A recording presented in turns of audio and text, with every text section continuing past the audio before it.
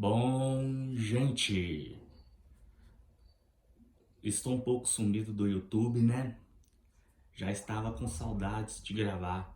É que fiquei sem tempo devido a compromissos profissionais, por isso não fiz vídeo neste meio tempo, mas agora estou de volta. Como fiquei com muita saudade de gravar, vou adiantar para vocês. Este vídeo será muito longo porque tem muita coisa para explicar referente à queda de tensão em condutores elétricos. Portanto, vou fazer uma série com vários vídeos referente aos cálculos de queda de tensão em condutores em função da distância para empregar em projetos ou instalações elétricas propriamente ditas.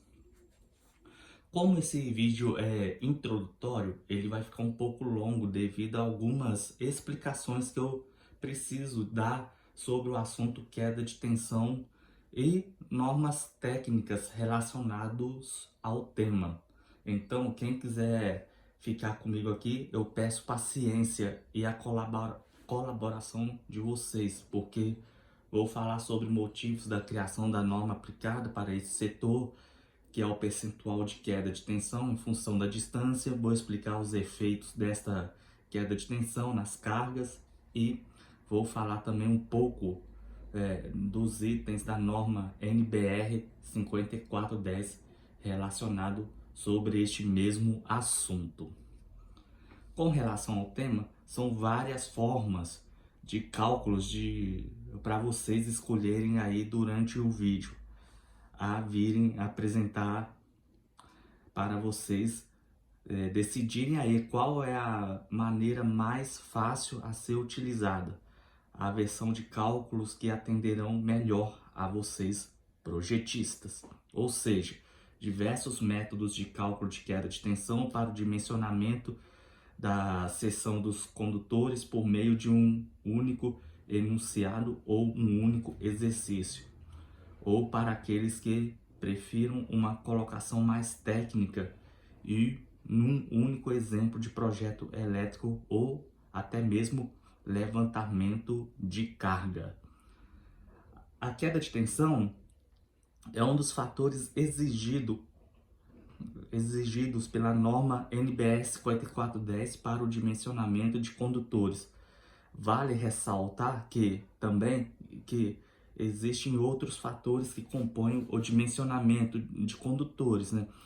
Sobre uma planta baixa, que é o projeto elétrico em si, como fator de temperatura, fator de potência, cálculo da corrente nominal em cargas ou circuitos, fator de demanda, fator de agrupamento ou corrente corrigida e etc, etc, etc.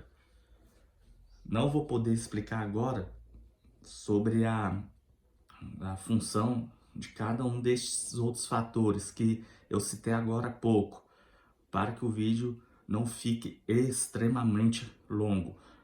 Futuramente, eu vou fazer um vídeo ou vídeos de como é empregado ou como são empregados cada um destes coeficientes que acabei de citar dentro de um projeto ou levantamento de carga.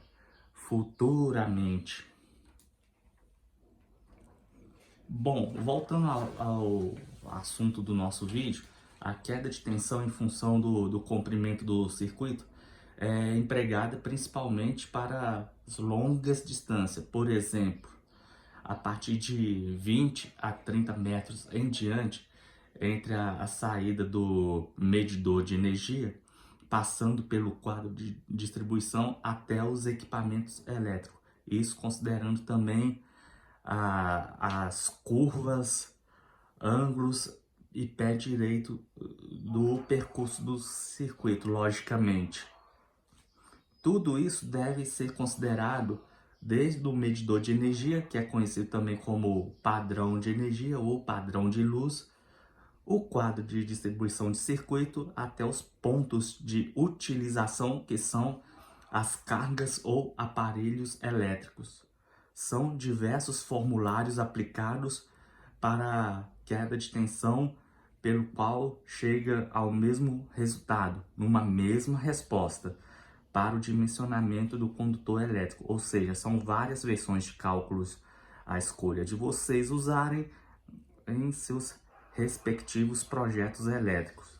Portanto, vai ser uma maratona de vídeos referente ao assunto, baseado em um único exercício, em um único exemplo.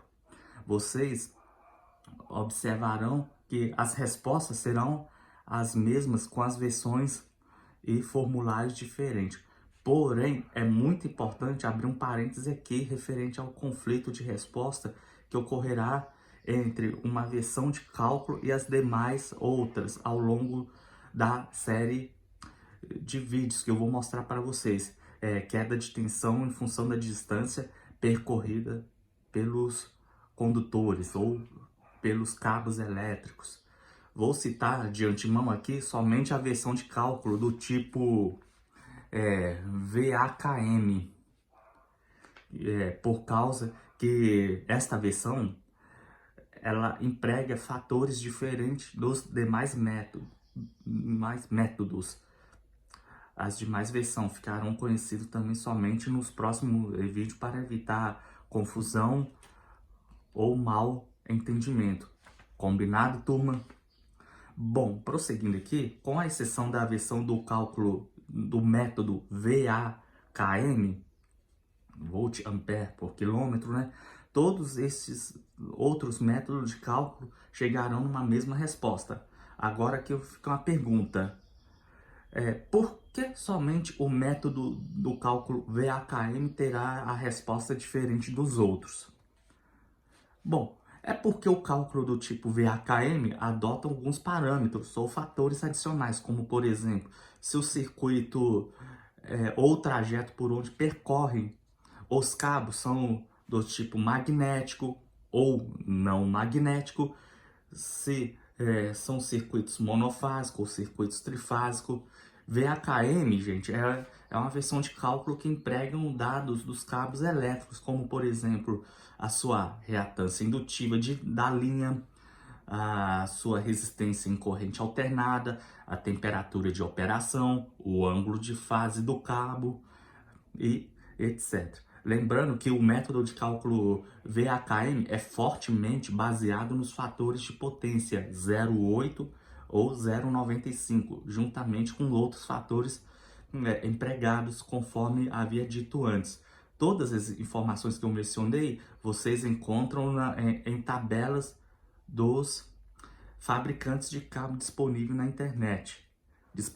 na internet, caso vocês queiram aplicar esse tipo de método.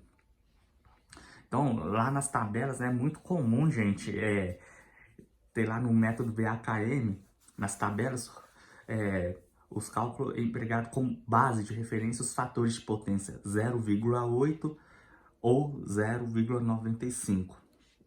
Geralmente 0,8 é para cargas mais indutivas, capacitivas, e 0,95 é mais para cálculos para circuitos mais assim, resistivos, né?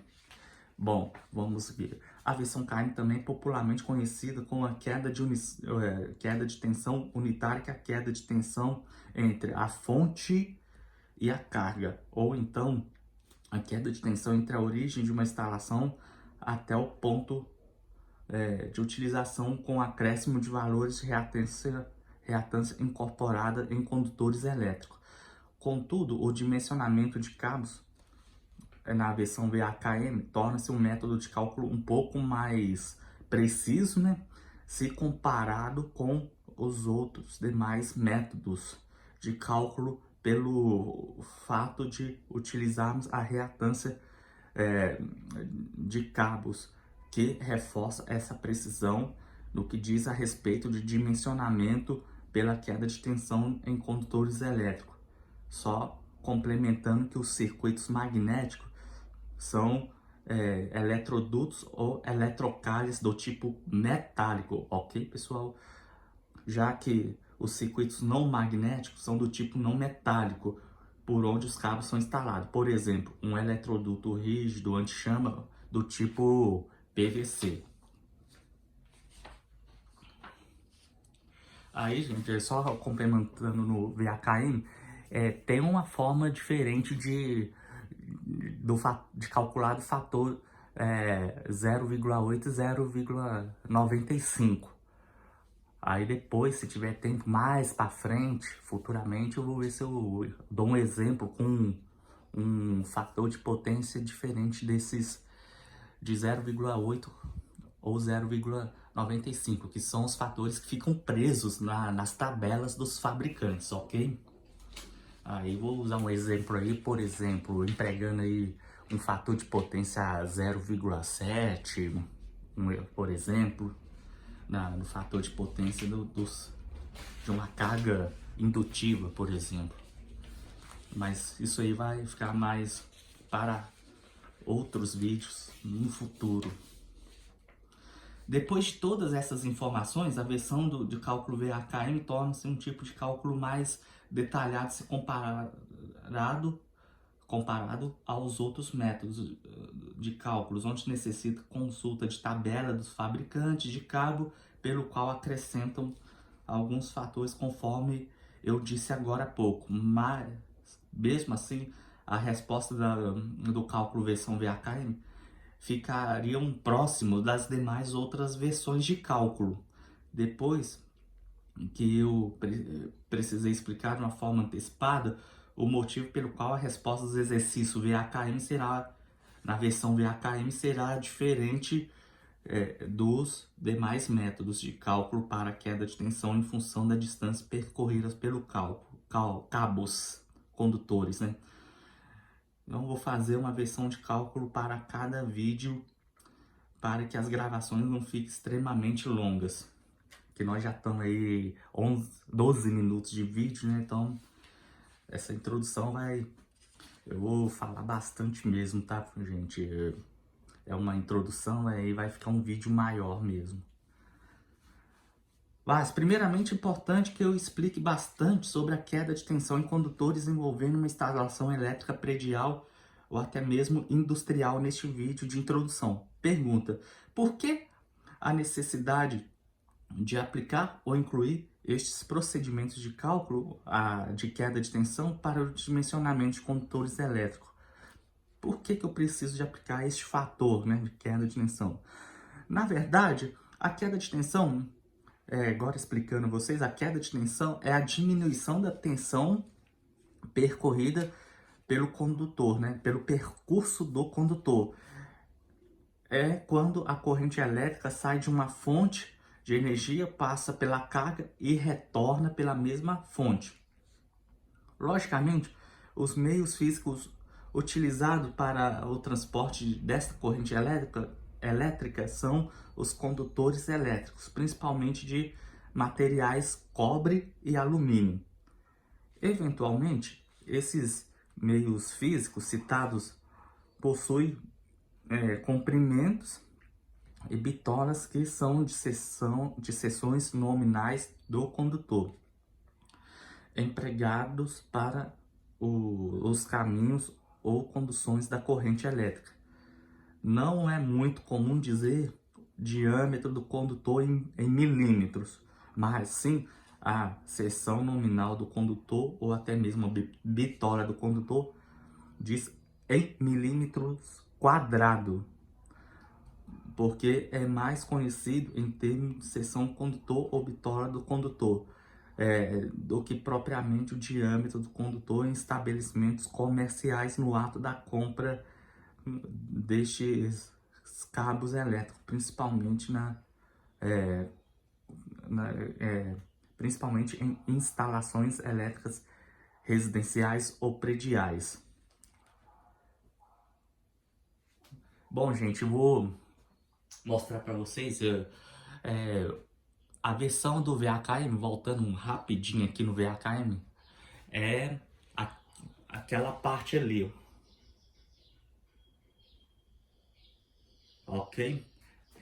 É aquele exemplo ali, ó, do delta V percentual.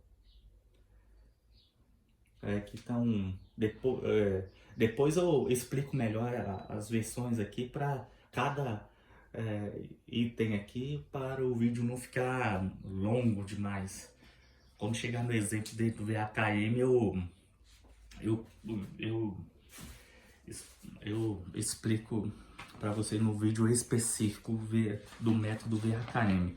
Voltando aqui no milímetro quadrado, é porque os vendedores, para ficar mais fácil, eles informam a versão, informam o diâmetro em milímetros, né? Fica mais fácil para os vendedores, né? Mas na prática, o correto mesmo, a seção nominal dos condutores é em milímetro quadrado, ok? Só fazendo essa ponderação. Bom, então os fatores que definem uma boa condutividade elétrica são a seção nominal bem calculada em função do comprimento e a resistividade do material compatível, no qual vou explicar mais tarde e também nos próximos vídeos sobre a resistividade dos materiais cobre e alumínio para calcular a queda de tensão em função do comprimento do circuito entre a fonte e a carga. Neste vídeo de hoje é só uma introdução mesmo, ok? Bom, quanto maior for o percurso no condutor, que é o comprimento entre a fonte e a carga, tendencialmente maior será a queda de tensão que vai chegar lá na carga. No entanto, é importante fazer esse tipo de cálculo porque a queda de tensão resulta em maior demanda da rede. Se eu tenho um equipamento com uma determinada potência de trabalho, a rede vai entregar a corrente para uma potência acontecer, né? Se eu tenho uma queda de tensão, eu vou ter um aumento da corrente para compensar essa queda de tensão e manter a mesma potência. A rede elétrica entende que a potência da carga, que é a carga tem a potência de trabalho, a rede vai tentar entregar essa potência para a carga. Por exemplo, se eu tenho a carga de 1000 watts, independente da tensão, a fonte ou a rede elétrica vai entregar para essa mesma carga 1000 watts de potência. Como a rede faz essa entrega? É através da corrente elétrica.